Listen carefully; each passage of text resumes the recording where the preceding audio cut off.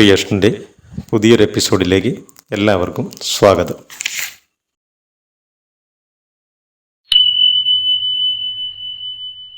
മാസിഡോണിയയിലെ Greek രാജാവായ Alexander ചക്രവർത്തി ലോകചരിത്രത്തിലെ ഏറ്റവും പ്രധാനപ്പെട്ട വ്യക്തികളിൽ ഒരാളായിരുന്നു.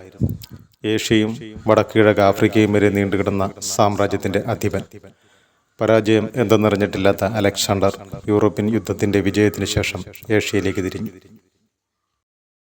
ഇന്ത്യയെ ആക്രമിക്കാൻ തയ്യാറെടുക്കുന്ന വേളയിൽ അലക്സാണ്ടർ തൻ്റെ ഗുരുവും തത്വചിന്തകനുമായ അരിസ്റ്റോട്ടലിനെ സന്ദർശിച്ചു.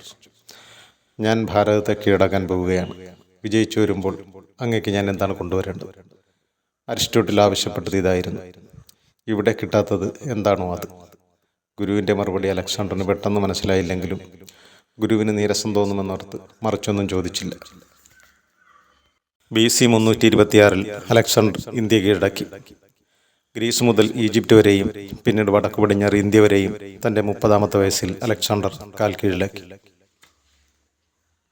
പഞ്ചാബിലെ പോരൂസ് രാജാവിനെ പരാജയപ്പെടുത്തിയതോടെ പഞ്ചാബ് അലക്സാണ്ടറുടെ അധീനതയിലായി. ഈ യുദ്ധം ചരിത്രത്തിലെ പ്രധാനപ്പെട്ട യുദ്ധങ്ങളിൽ ഒന്നായി അറിയപ്പെട്ടു. പോരൂസിനെ പരാജയപ്പെടുത്തി സിന്ധു നദീതീരം വരെ എത്തിയ സൈന്യത്തിനോട് അപ്പുറത്തേക്ക് കടക്കാൻ അലക്സാണ്ടർ ആവശ്യപ്പെട്ടു.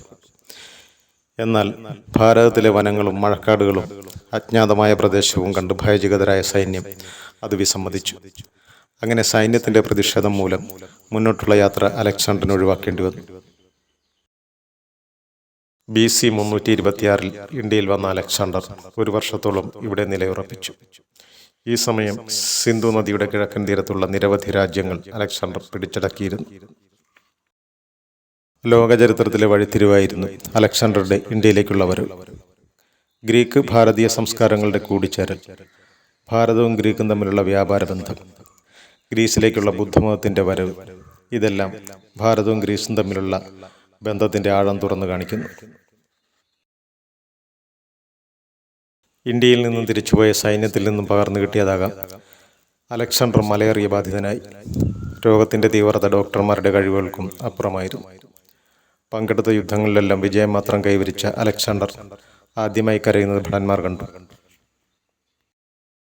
മരണത്തെ ഓർത്തല്ല, നിരർത്ഥകമായ ജീവിതത്തെ ഓർത്തായിരുന്നു ആ കരച്ചിൽ. ഞാൻ സമ്പാദിച്ച സ്വത്തുക്കളോ ധനങ്ങളോ എനിക്കൊന്നും നേടിത്തന്നില്ല. അവയ്ക്കൊന്നും എൻ്റെ ആയുസ്സിനെ നിലനിർത്താനും കഴിയില്ല. എത്ര വിജയങ്ങൾ നേടിയിട്ടും എന്തെല്ലാം സമ്പാദിച്ചിട്ടും ശൂന്യമായ കൈകളോടെയാണ് ഇവിടുന്ന് ഞാൻ യാത്ര പറയുന്നത്. നാം നമുക്ക് വേണ്ടി നേടുന്നതല്ല, മറ്റുള്ളവർക്ക് വേണ്ടി ചെയ്യുന്നത് എന്നും നിലനിൽക്കും. ഭാരതത്തിൽ നിന്ന് തിരിച്ചു വരുമ്പോൾ ഇവിടെ കിട്ടാത്തത് എന്താണോ അത് വേണം കൊണ്ടുവരാനെന്ന് ഗുരു പറഞ്ഞത് ആത്മീയതയായാണ് ഗുരു ഉദ്ദേശിച്ചതെന്ന് ഞാൻ മനസ്സിലാക്കുന്നു. ഇതായിരുന്നു അലക്സാണ്ടറുടെ അവസാന വാക്കുകൾ. BC 323 32ാമത്തെ വയസ്സിൽ ബാബിലോണിയയിൽ വെച്ച് ജയിക്കാനായി ജനിച്ച അലക്സാണ്ടർ ചക്രവർത്തി എന്ന ഇതിഹാസ നായകൻ ലോകത്തോട് വിട പറഞ്ഞു. മരണകാരണങ്ങൾ പലത് പറയുന്നുണ്ടെങ്കിലും മലേറിയയായിരുന്നു എന്നാണ് ചരിത്രത്തിൽ കാണുന്നത്.